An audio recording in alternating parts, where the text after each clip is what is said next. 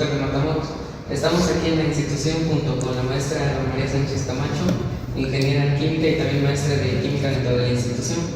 Estamos aquí para hacerle unas preguntas en base a una entrevista desarrollada para completar nuestro marco teórico de los proyectos de investigación. ¿Está bien que empecemos de la maestra? Sí, claro que sí. Buenas tardes. Claro, con todo gusto. Quisiéramos saber a nivel de sus componentes químicos cómo está formada una tapita, qué es lo que la hace especial. Bueno, las tapitas están elaboradas de material plástico, comúnmente llamado, ¿verdad? Químicamente se conoce como material de estructuras polipropileno normalmente, y también utiliza polietileno de alta densidad para poder elaborarlo. Estos materiales, químicamente hablando, permiten que su estructura sea tal que sea resistente y además que no haga reacción con los componentes con los cuales pues, se encuentra cubierto, ¿no? Por ejemplo, un jugo o la botella de agua, por ejemplo, pues el envase permite ese material, tiene esa posibilidad de no combinarse o hacer reacción con lo que incluya de líquido, por ejemplo. Ok, entonces en base a sus propiedades, ¿hay forma de hacer un proceso industrial en el cual podemos hacer el reciclaje de las tapitas más eficiente? Fíjate que normalmente hay como procesos ya establecidos. El proceso en sí, como el más común, digámoslo así, es aquel en el que, pues bueno, se tiene que, como el material es plástico, tendría que hacerse la parte de la molienda, se tiene que hacer la parte a lo mejor de las impurezas, librarlo, limpiarlo, ¿no? De las impurezas, y posteriormente ya tener como esas pequeñas partes llamados pellets que ya se pueden volver a reutilizar. De hecho, todos los plásticos están en forma de pellet y ya se funden, ¿no? El sentido contrario sería fundirlos y ya tener el nuevo material. Entonces, ese sería como el más común.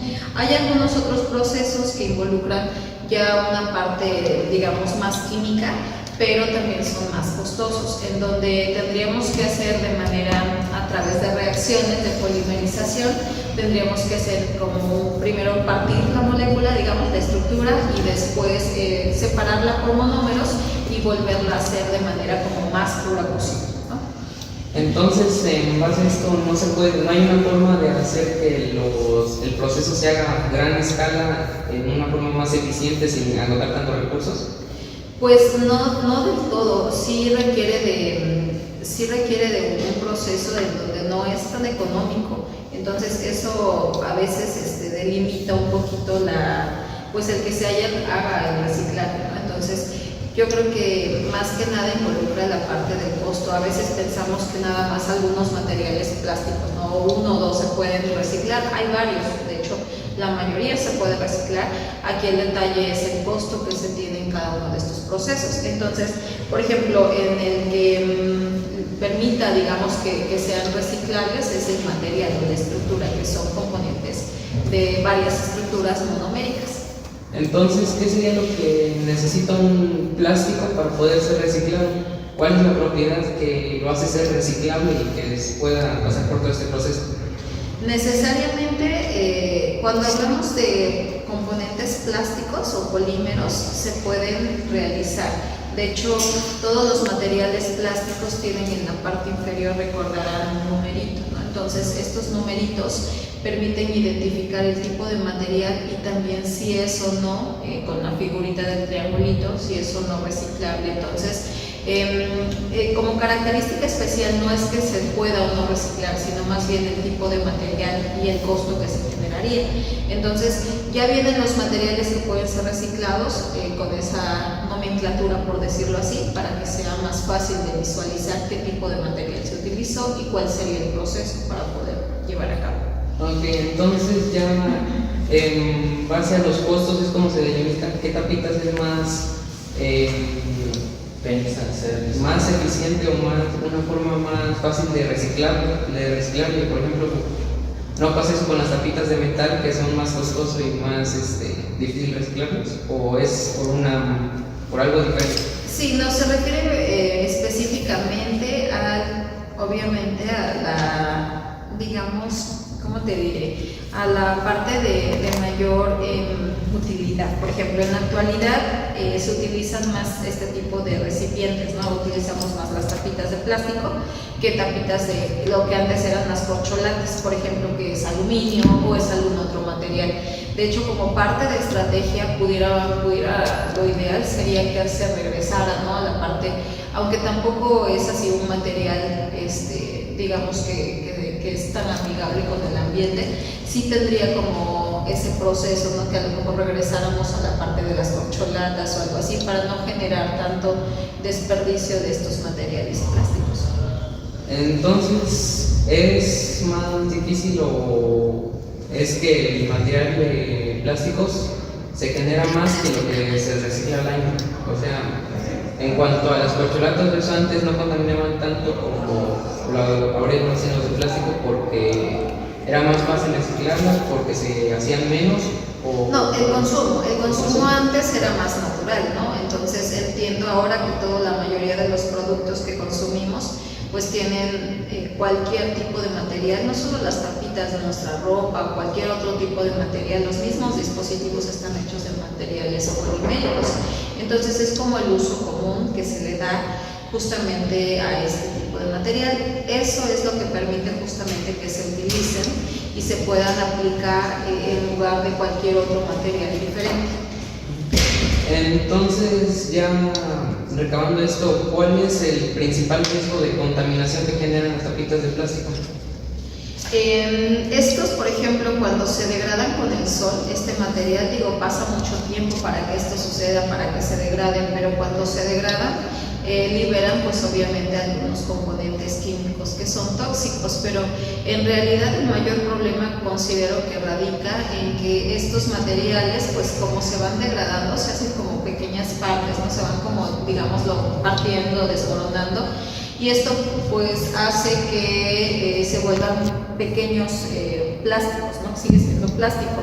Se llaman, pues podríamos decir, si el otro era macro, estos serían microplásticos, los cuales pues obviamente ya en el ambiente de lo que sería el manto acuífero o lo que serían restos, por ejemplo en el mar o en el subsuelo, pues sí permite contaminación, porque algunos animales también hacen consumo de y pues obviamente, ¿no?, ahí estamos no solamente afectando lo que es la contaminación de agua, de aire, ¿no?, sino también estamos afectando lo que sería, pues en este caso, la vida silvestre. Entonces, ¿usted cree que terminar con esa contaminación radique solamente en el uso que se le da y en la cantidad que se produce? ¿O hay alguna forma de hacerlo mejor? Pues definitivamente creo que el consumismo que hemos tenido en la actualidad nos ha permitido llegar al nivel en el que estamos de contaminación. Anteriormente pues todo era natural, ¿no?, como mencionábamos, hace pues muchos años, ni siquiera te podría yo decir que yo vi el río limpio, ¿no? O sea, no sé desde cuándo está la contaminación.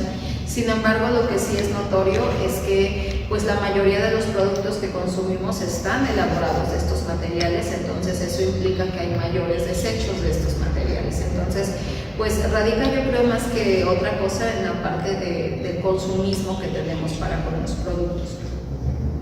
Ok, entonces Bueno, seguir con la entrevista. Sí, y podríamos continuar con las demás. Como ya nos han contado, la contaminación, en este caso en general, a las tapitas ya incluso de macro a micro, estas mismas ya al momento de entrar en el ambiente, tanto ambiental como en las personas, hace daño.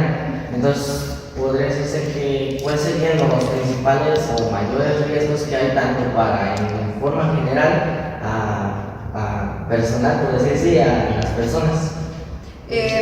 Por ejemplo, en las personas no es directo, ¿no? O sea, no podría decirte que genera o causa un efecto de manera directa. Aquí el problema de que estos materiales se degraden es que pasa mucho tiempo para que esto ocurra.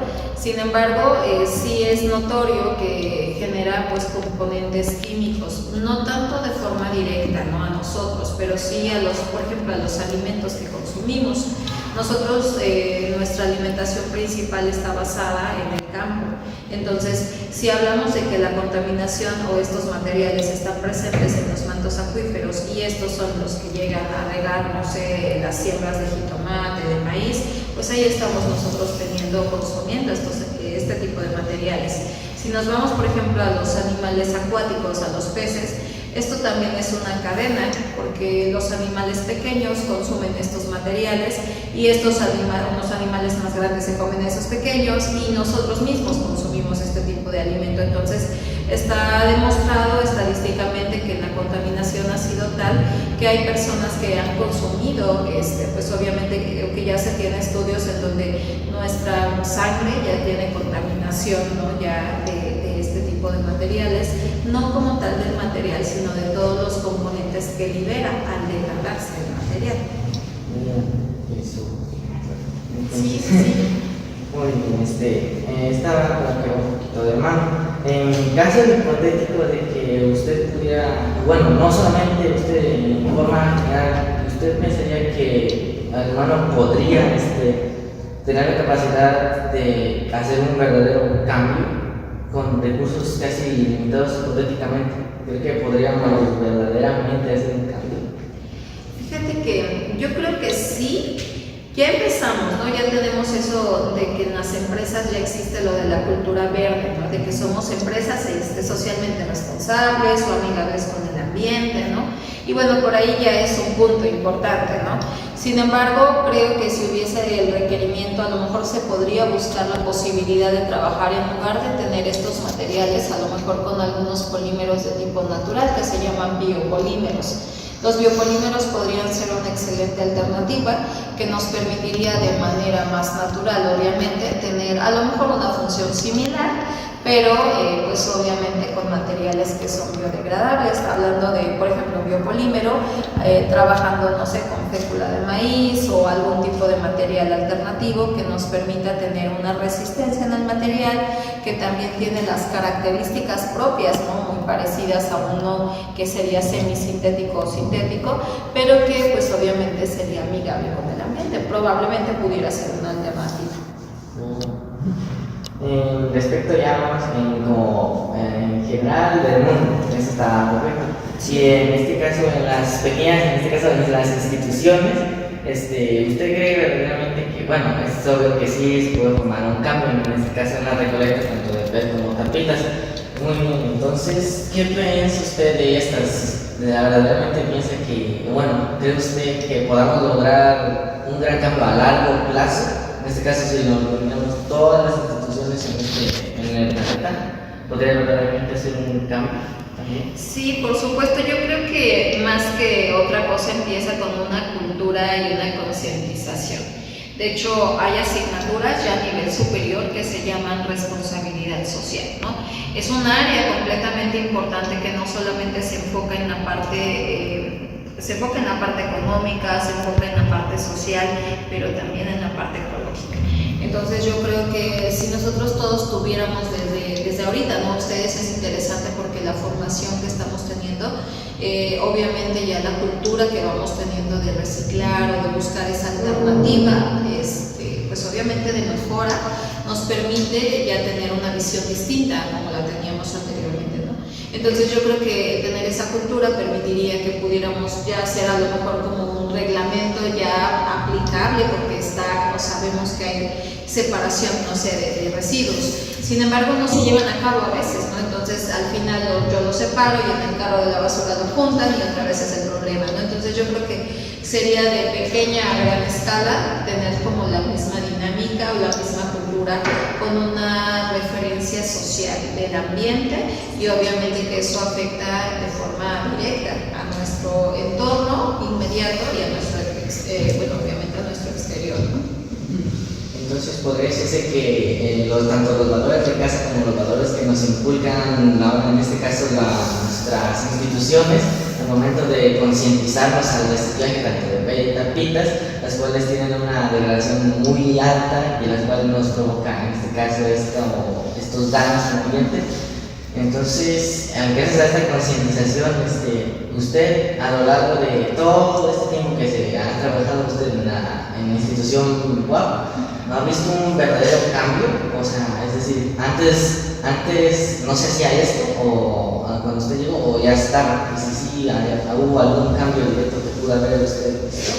Sí, de inicio, pues el proyecto ya lleva bastante tiempo y sí te puedo decir que hay un cambio conductual. Yo creo que absolutamente y definitivo sí hay un cambio porque ustedes ya tienen una visión diferente.